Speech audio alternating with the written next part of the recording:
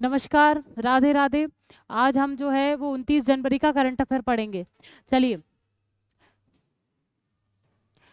तैयारी जितनी मजबूत होती है सफलता उतनी ही भरपूर मिलती है।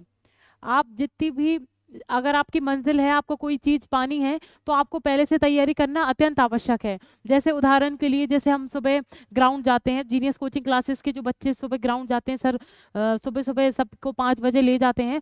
अगर आप फिजिकल से पहले उन तैयारी, वो वाली तैयारी ना करें, आप सुबह उठ के इतनी मेहनत ना करें, तो आप क्या फिजिकल निकाल लेंगे? वही बात है कि आप अगर अपनी मंजिल, आपको कोई लक्ष्य है, उसकी तैयारी अगर आप पहले से नहीं करेंगे तो आपको कोई सफलता नहीं मिलेगी। ठीक है, इसलिए कहते हैं कि पहले से कोई भी चीज़ हो, पहले से हर चीज़ तैयार होनी चाहिए। अगर आप सुबह अपने स्टेमिना नहीं बढ़ाएंगे, आपकी लॉन्ग जंप अच्छी नहीं करेंगे, आपका गोला फेंक अच्छा नहीं करेंगे, तो आपको फिजिकल में नंबर कैसे मिलेंगे? वही बात है, इसलिए कि तैयारी बहुत ज़रूरी है। ठीक है, पहले से तैयारी करना बहुत ज़रूरी है। अपनी मंजिल को पाना है तो पहले से आप तैयारी करके रखें, निरंतर चलते रहें, समय का परिवर्तन जो है उसके साथ चलते रहें। चलिए, पहले क्वेश्चन की तरफ बढ़ते हैं। पहला क्वेश्चन क्या है? पहला जो क्वेश्चन है वो है, राष्ट्रीय भौगोलिक दिवस प्रतिवर्ष कब मनाया जाता है? इसके ऑप्शंस आपके सामने हैं, 25 जनवरी, 26 जनवरी, 27 जनवरी, 28 जनवरी। इसका आंसर बताइए। पहले पूछा क्या जा रहा है ये सुन लीजिए कि राष्ट्रीय भौगोलिक दिवस जो है वो कब मनाया जाता है। ठीक है, कब मनाया जाता है ये आपसे पूछा गया है। इसका जो आंसर है वो है 27 जनवरी। क्या है? 27 जनवरी। ये देखो, हम मनाते क्यों हैं कि राष्ट्रीय भौगोलिक जो दिवस है वो हम एक मैगजीन की याद में बनाते हैं। ठीक है, मैगजीन क्या? पत्रिका। ठीक है, अमेरिका में प्रकाशित होने वाली, कहाँ पर? अमेरिका में एक प्रकाशित होने वाली एक मैगजीन है, उसका नाम क्या है? नेशनल नेशनल ज्योग्राफी ज्योग्राफी या ज्योग्राफिकल, कुछ भी बोल सकते हैं, मैगजीन। ठीक है,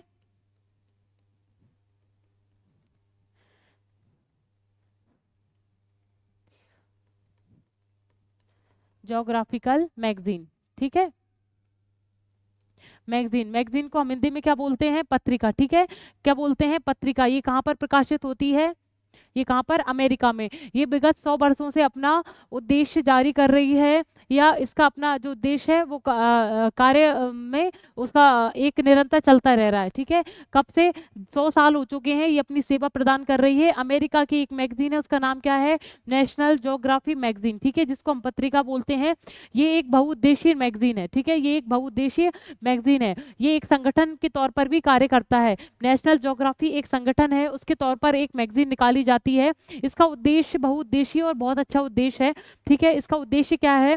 देखिए, हमारा जो इतिहास है, जो भूगोल है, और जो हमारी साइंस है, संस्कृति है, उसके बारे में जो रोचक तथ्य हैं, ठीक है, जो रोचक तथ्य हैं, जो अलग अलग तथ्य हैं, उसको कहानी के माध्यम से, कविता के माध्यम से। लाइट चली गई आई थिंक, भैया वो बंद कर देना जरा। जी, चलिए, लाइट चली गई है तो आपको शायद थोड़ा कम दिखाई देगा। ठीक है, पर एडजस्ट करें। ठीक है, तो ये जो एक बहुउद्देशीय एक संगठन है, उसके द्वारा ये मैगजीन चलाई जा रही है।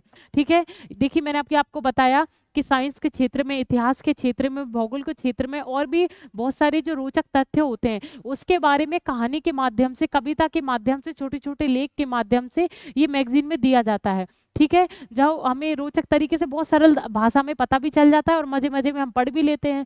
तो ये बहुत अच्छी, मुझे ये मैगजीन के बारे में जब मैंने पढ़ा तो ये मुझे भी लगा कि यार ये मुझे पढ़ना चाहिए। ठीक है, अब मैं ये अगर किसी को पढ़ना है तो आप गूगल पे कहीं भी निकाल के देख सकते हैं। ये मेरे हिसाब से मुझे ऐसा लगता है ये मैगजीन आप सभी को पढ़नी चाहिए। ठीक है, तो ये देखिए, और बच्चों के लिए भी इस पे स्पेशल है, किट के लिए, किड्स जो होते हैं, जो बच्चे होते हैं, उनके लिए ये बहुत स्पेशल एक अलग से मैगजीन निकाली जाती है, 6 से लेके 14 वर्ष के बालकों के लिए। ठीक है, उसमें क्या है, जो नंबर दिए रहते हैं, मतलब किसी भी प्रकार से उनको मनोरंजन करना और ये सब चीज़ें बताना। तो इसका बहुत बहुत बहुत अच्छा उद्देश्य है, शिक्षा के क्षेत्र में भी और वैसे भी। आप भूगोल के बारे में जानते हैं, आप इतिहास के बारे में जानते हैं, पर उसको बोझ लेके नहीं, बहुत सरलतम तरीके से, कविता या कहानी के माध्यम से। ठीक है, किसके बारे में, हम किसको, उद्देश्य के बारे में इस दिन को हम दिखाते हैं, इस मैगजीन के उद्देश्य के बारे में बताते हैं, उसको प्रकाशित करते हैं, उसका जो प्रत्येक व्यक्ति को पता चले इस मैगजीन का उद्देश्य क्या है। कौन सी मैगजीन का? National geography magazine. ये कहाँ पर प्रकाशित होती है? हमारे यूएसए मतलब अमेरिका, अमेरिका में 100 वर्षों से ये प्रकाशित होती आ रही है और इसको मनाने का भी यही उद्देश्य है कि हम इसको प्रकाशित कर सकें, इसका उद्देश्य जान सकें। कब है? 27 जनवरी। 27 जनवरी को हम ये दिवस मनाते हैं, राष्ट्रीय भौगोलिक दिवस। चलिए अगले क्वेश्चन की तरफ बढ़ते हैं। अगला क्वेश्चन क्या है? अगला क्वेश्चन है, हाल ही में किस देश ने 15 मार्च तक भारतीय सैनिकों को निकालने की घोषणा की है? इसके ऑप्शन जो है वो है, पहला मालदीव, श्रीलंका, चीन, बांग्लादेश। आप सभी को अगर पता है, वैसे मेरे हिसाब से पता होना चाहिए क्योंकि ये चर्चा में विषय है। ये जो विषय है वो चर्चा में और बहुत विषय, अभी बीच में जो है उसकी बात चल रही थी। और आप किसी न्यूज़ चैनल पे देखोगे तो भारत और मालदीव, कोई भी न्यूज़ चैनल उठा लो, कोई भी उठा लो, सब मालदीव के बारे में और भारत के बारे में ही बात कर रहे थे। इसका जो आंसर है वो है मालदीव। इसका क्या आंसर है? मालदीव। देखिए क्या माजरा है भाई, ये 15 मार्च तक जो भारतीय जो सैनिक हैं उनको भारत को वापस लेना पड़ेगा, ऐसा मालदीव सरकार ने बोला है। ठीक है, अब इस क्वेश्चन के बाहर चलते हैं। आपने ये मामला बहुत सुना होगा कि हमारे जो प्राइम मिनिस्टर जी हैं, हमारे नरेंद्र मोदी जी, ये जब लक्षद्वीप गए थे, लक्षद्वीप के दौरे पर गए थे, तो उन्होंने अपनी कुछ जो फोटोज हैं उन्होंने साझा की थी। ठीक है, ट्विटर पे साझा की थी। लाइट आ गई भैया ना? ट्विटर पर साझा की थी, तो ट्विटर का नाम बदल के क्या कर दिया? एक्स। ठीक है, ये बीच में आप अगर आपको नहीं पता है तो लिख लें, ट्विटर का जो नाम है उसको बदल के क्या कर दिया? एक्स। तो उस पे जो तस्वीरें जो साझा की थी हमारे प्राइम मिनिस्टर जी ने, उसके बाद क्या हुआ? हंगामा टाइप का मच गया। मालदीव के जो केंद्रीय सरकार है उसके जो प्रमुख है उनका नाम क्या है? मुइज्जू। क्या नाम है? मुइज्जू की सरकार है। उनके केंद्रीय मंत्रालय हैं, कोई मंत्रालय हैं, उनके जो मंत्री हैं, 3 कोई मंत्री हैं, उन्होंने जो हमारी प्राइम मिनिस्टर जी की फोटो है उस पर विवादात्मक कोई एक कमेंट लिखा है। ठीक है, तो उस पर बहुत सारी बात चल रही थी, अब कोई मालदीव नहीं जाएगा। स्वाभाविक सी बात है, नहीं जाना चाहिए जब हमारे कोई देश के प्रमुख को ऐसा बोल सकता है, और मतलब तो स्वाभाविक सी बात है हम नहीं जाना चाहिए, और सभी ने मालदीव को बॉयकॉट किया। ठीक है, कोई ऐप है ऐप माई ट्रिप, ठीक है, कोई एक ऐप था ना, ठीक है, ट्रिप माई ट्रिप जो कोई करके, मुझे ऐसा याद नहीं आ रहा है। ठीक है, माई ट्रिप करके कोई ऐप था, उसने भी बंद कर दिया कि अब मालदीव की कोई टिकट नहीं ली जाएंगी। तो कहीं ना कहीं प्राइम मिनिस्टर जी, मेरा ऐसा मानना है कि प्राइम मिनिस्टर जी जो हमारे जो मोदी जी हैं, उनके एक एक एक्शन, अगर उनने छोटा सा कोई एक्शन ले लिया तो उसके बाद एक अलग सी वो बन जाती है। बहुत प्रतिभाशाली व्यक्ति हैं वो, बहुत आभायमान व्यक्ति हैं। आप अगर मोदी जी का जीवन पूरा देखेंगे बचपन से लेकर अभी तक, उनकी एक एक पीरियड देखिए, उनका बहुत अलग वे में जिए हैं, बहुत सन्यासी टाइप के आदमी हैं, और मेरे हिसाब से उनसे उत्तम प्राइम मिनिस्टर, मैंने बहुत बार बोल चुकी हूँ, उनसे उत्तम प्राइम मिनिस्टर हो ही नहीं सकता।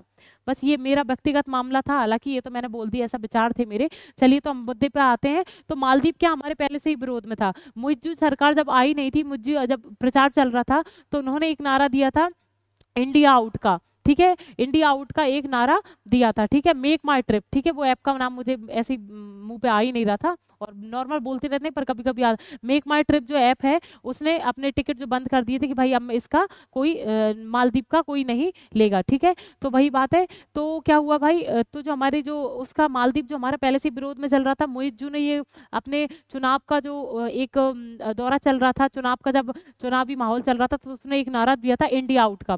ठीक है, इंडिया आउट का नारा दिया था। और उससे पहले भी मैंने आपको करंट अफेयर में पहले पढ़ा दिया है कि जो भारत और मालदीव के बीच में एक संधि चल रही थी समुद्र में खोज करने की, अन्वेषण करने की, उसने मालदीव ने अपनी तरफ से वो संधि हटा ली है। तो मतलब कहीं ना कहीं पहले से हम देख रहे हैं, मुइज्जू सरकार आने के बाद वो हमारे विरोध में चल रहा है। कौन कौन सा देश? मालदीव। ठीक है, मालदीव चल रहा है, और उसी ने ये बोला है कि जो 15 मार्च है उससे पहले भारत में जो मालदीव में जो भारतीय सैनिक हैं, ठीक है, वो उनको हटाना पड़ेगा, ऐसा भारत को 15 मार्च तक करना पड़ेगा। ठीक है, मालदीव सरकार का ऐसा कहना है। ठीक है, बस उसको मालदीव को देखा जाए तो इतना पास में है, तो हमारे से संधि रखनी चाहिए, भारत से संधि रखनी चाहिए, पर वो बोलते हैं विपरीत काले विनाश बुद्धि, बस वही है। ठीक है, चलिए अगला क्वेश्चन क्या है, हाल ही में किस मंत्रालय ने सेंटर फॉर पॉलिसी रिसर्च का FCRA पंजीकरण रद्द कर दिया है? इसके ऑप्शंस आपके सामने हैं, शिक्षा मंत्रालय, संस्कृति मंत्रालय, गृह मंत्रालय, उपयुक्त सभी। बताइए इसका आंसर। पूछा क्या गया है ये समझते हैं कि किस मंत्रालय, आपको मंत्रालय का नाम बताना है। ठीक है, आपको मंत्रालय का नाम बताना है, और सेंटर फॉर पॉलिसी रिसर्च क्या है? सेंटर फॉर पॉलिसी रिसर्च जो है उसका FCRA जो पंजीकरण है वो रद्द कर दिया है। FCRA का फुल फॉर्म क्या है? विदेश, लिख लीजिए आप, विदेश विदेश अंशदान, विदेश अंशदान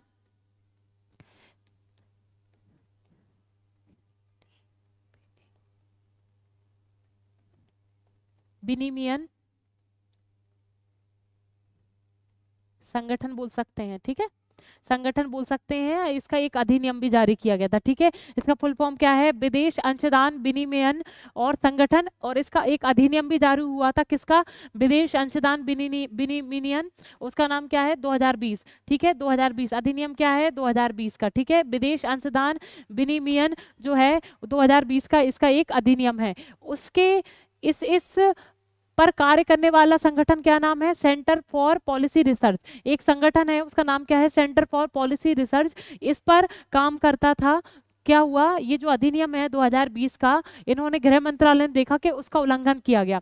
इस जो नियम है, अधिनियम है 2020 का, विदेश जो अंशदान है उससे संबंधित एक अधिनियम है, इस संगठन ने पूरा नहीं किया। किसने? सेंटर फॉर पॉलिसी रिसर्च, इसने इसका उल्लंघन किया। इसलिए गृह मंत्रालय ने इसकी ये मान्यता रद्द कर दी है, ये पंजीयन रद्द कर दिया है। कौन सा पंजीयन? विदेश जो अंश जो प्राप्त होता है उससे संबंधित जो कार्य है वो उसका जो पंजीकरण है उसका नष्ट कर दिया है। कौन से का? संगठन का, सेंटर फॉर पॉलिसी रिसर्च का। किसने? गृह मंत्रालय। गृह मंत्रालय के मंत्री का नाम आप सभी को पता ही होगा, सभी जानते होंगे, अमित शाह जी। चलिए अगले क्वेश्चन की तरफ बढ़ते हैं। अगला क्वेश्चन है, किसी वनडे इंटरनेशनल मैच में सबसे तेज 7 विकेट लेने वाले गेंदबाज कौन बने हैं? इसके ऑप्शंस आपके सामने हैं।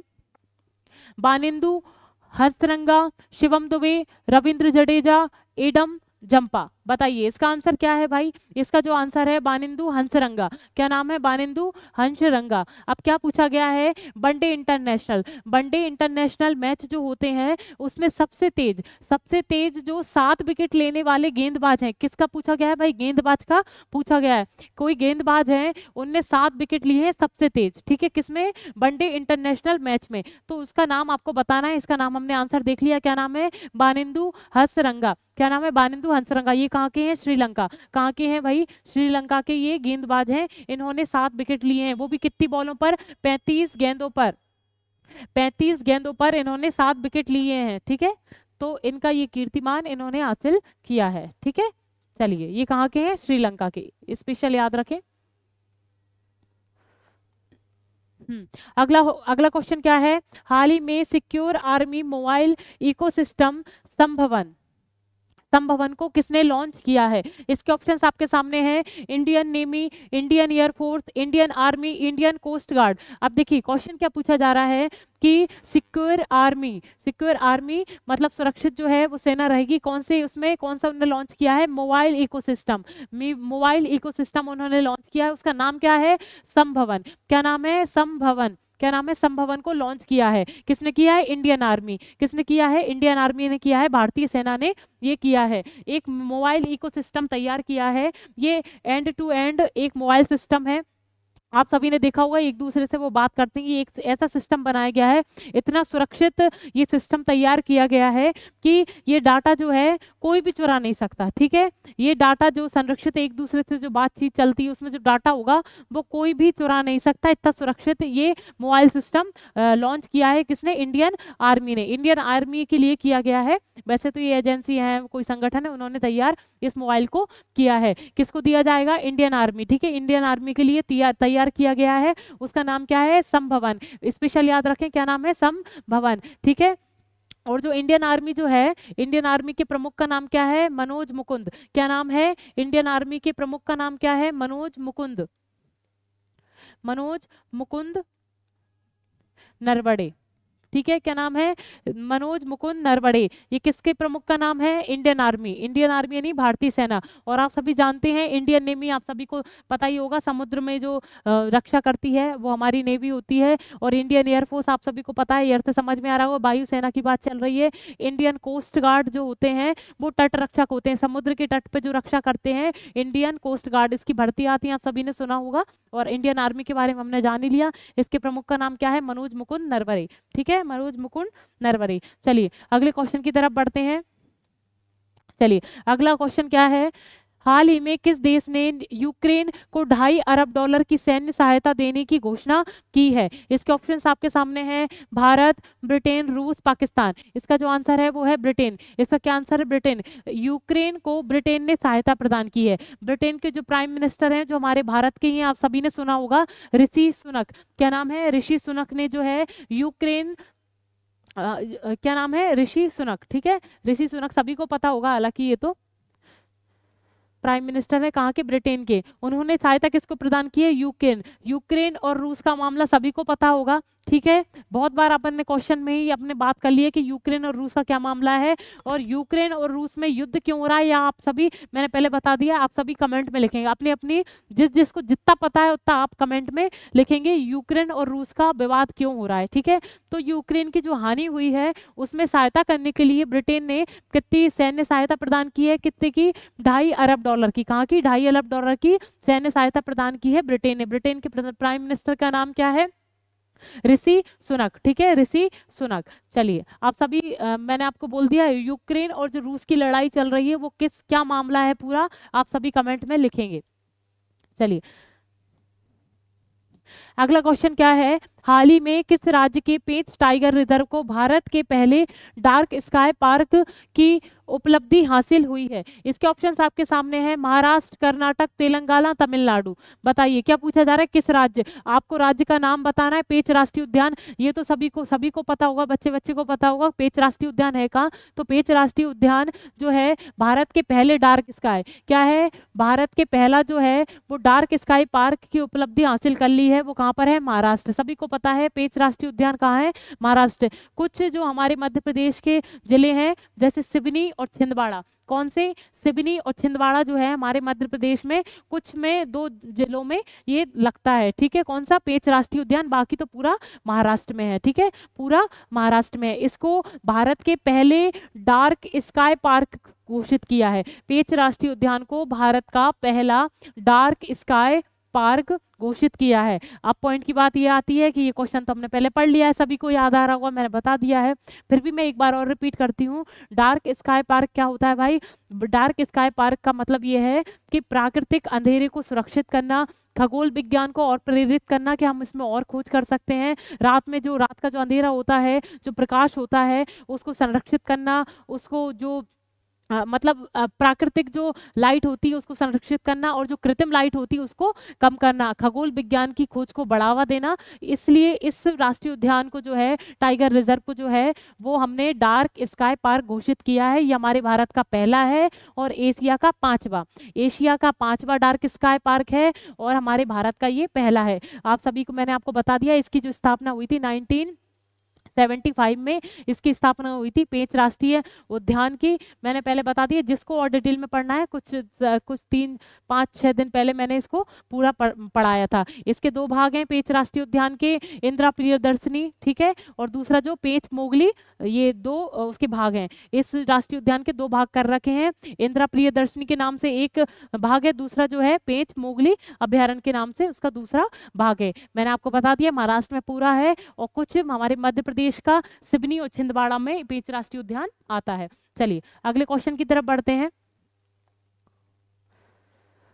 अगला क्वेश्चन क्या है? हाल ही में कितने साल बाद पश्चिमी घाट में तितली की एक नई प्रजाति की खोज की गई है? इसके ऑप्शंस आपके सामने हैं, 10 साल, 18 साल, 27 साल, 33 साल।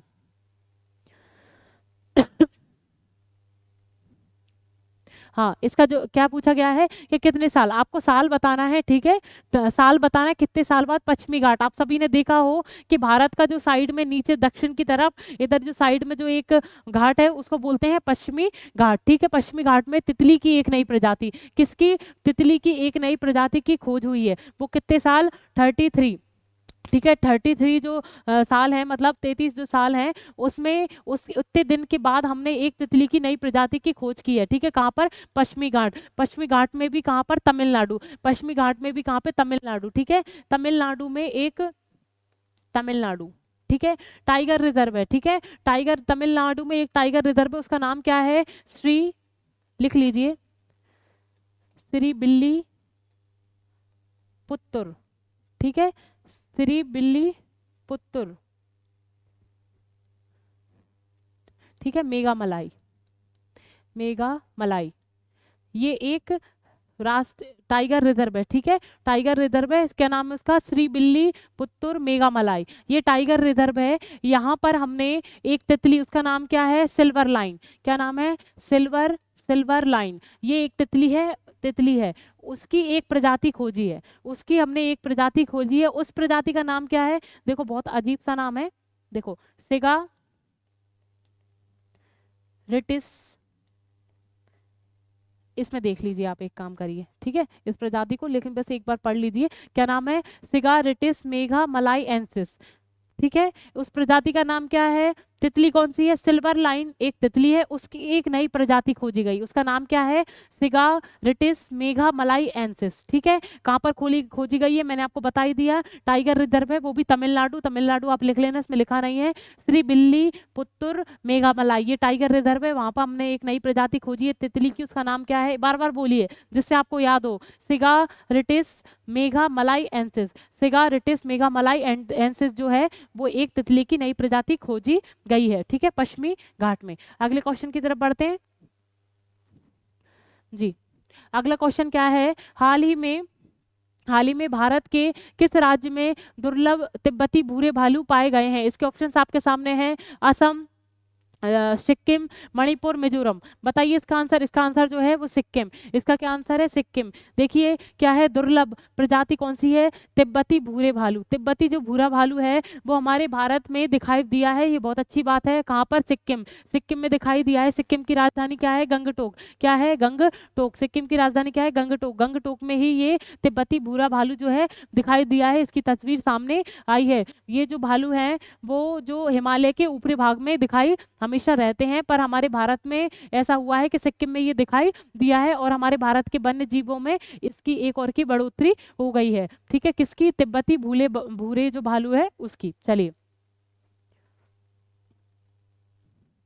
लास्ट क्वेश्चन क्या है, हाल ही में एशियाई शूटिंग चैंपियनशिप 2024 में पुरुषों की 25 मीटर स्टैंडर्ड पिस्टल, क्या है, 25 मीटर स्टैंडर्ड जो पिस्टल है उसका एक इवेंट हुआ था, उसमें गोल्ड मेडल किसने जीता है, ये आपसे पूछा गया है। इसके ऑप्शंस हैं योगेश सिंह, ओम प्रकाश, सौरभ चौधरी, इनमें से कोई नहीं, बताइए इसका आंसर। क्या पूछा गया है, एशियाई शूटिंग जो चैंपियनशिप है 2024 की, उसमें पुरुषों की एक क्या हुई, 25 मीटर स्टैंडर्ड पिस्टल इवेंट हुआ, उसमें गोल्ड मेडल किसने जीता है, इसका जो आंसर है वो है योगेश सिंह, क्या नाम है, योगेश सिंह ने ये गोल्ड मेडल जीता है, ठीक है, गोल्ड मेडल जीत लिया है। और देखिए इसमें जो रजत पदक प्राप्त किया है वो मंगोलियाई एक निशानेबाज हैं, उन्होंने रजत पदक प्राप्त किया है, और कांस्य पदक किसने प्राप्त किया है, कजाकिस्तान ने, किसने प्राप्त किया है, कजाकिस्तान, मंगोलियाई ने क्या किया है, मंगोलियाई जो एक देश है उसने कौन सा रजत पदक प्राप्त किया है, और कांस्य पदक कौन ने प्राप्त किया है, कजाकिस्तान ने।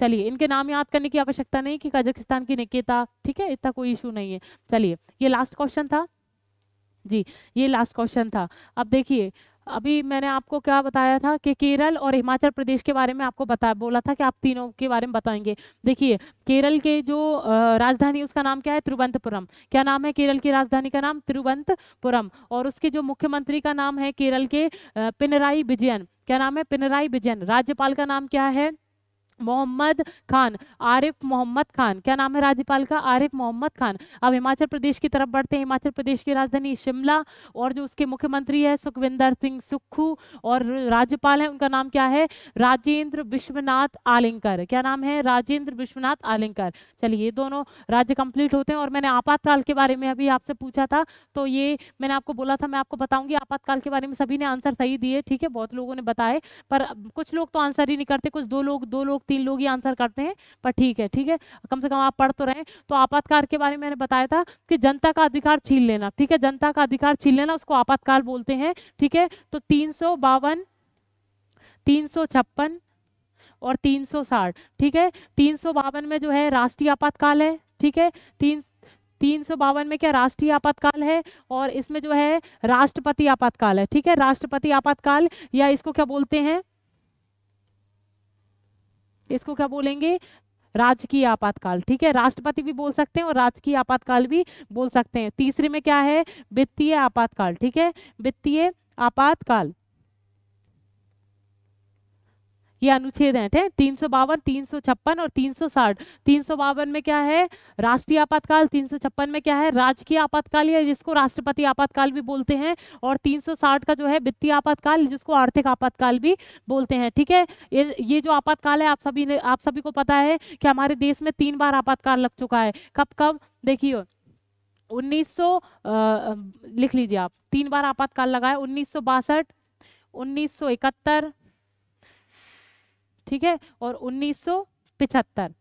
ठीक है, ये 3 बार आपातकाल हमारे भारत में लग चुका है। 1962, 1971, 1975 3 बार आपातकाल लग चुका है, वो भी कौन सा, राष्ट्रीय आपातकाल। ठीक है, ये कुछ कंडीशन में लगता है, कोई बाहर से अगर हमारे देश पे आक्रमण कर दे तब आपातकाल लगता है, अंदर कोई आक्रमण हो जाए, हमारे देश के अंदर अशांति हो जाए, ठीक है, तो उस वजह से लगता है। देखिए, आपको पता हो इंदिरा गांधी ने आंतरिक अशांति के नाम से सभी लोगों पर कितने अत्याचार किया था। ठीक है, तो मतलब कितने लंबे समय के लिए आपातकाल लगा दिया और बोल दिया आंतरिक अशांति, पता ही नहीं कौन सी आंतरिक अशांति। तो कहीं ना कहीं ये आपातकाल का पहले वो हुआ था, तो आप सभी को पता होगा 1962, 1971, 1975। देखिए, आप सभी को पता है चीन ने आक्रमण किया, चीन का जब युद्ध हुआ था तब हुआ था, ये पाकिस्तान का युद्ध हुआ था तब हुआ था, और ये इंदिरा गांधी के टाइम पर 1975 वाला। ठीक है, ये सभी को आपको पता है, चली गया होगा जी।